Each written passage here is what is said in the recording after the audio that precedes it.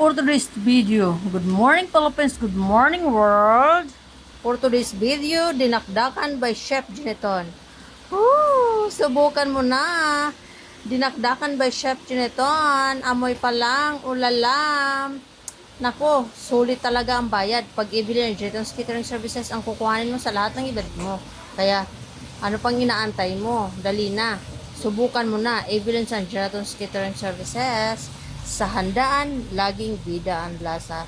So, what are you waiting for, guys? Dali na. Sulit ang bayad.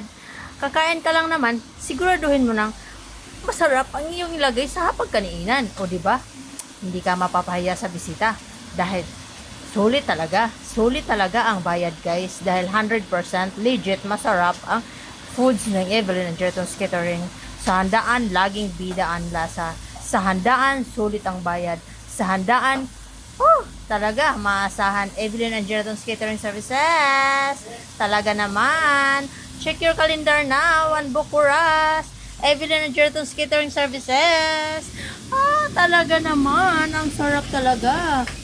Nako naman. Mapapakain ka talaga ng madami. Sira ang diet niyan. Sira ang diet niyan. Ito, order ito ng Eagles Group, Tagaytay Group. Dali na. Subukan nyo na ang Evelyn and Jerton's Catering Services. Dahil once tested, lifetime wanted. Talagang mapapawaw ka. Dahil pag Evelyn and Jerton's Catering Services ang kukunin mo, libre ang sit-up, libre ang decor. So ano pa ba ang inaantay mo? Sa unlimited drinks, unlimited rice, unlimited dessert? Wow! Talagang mapapawaw ka.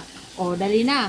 Subukan mo na. Evelyn and Jerton's Catering Services. Talaga naman.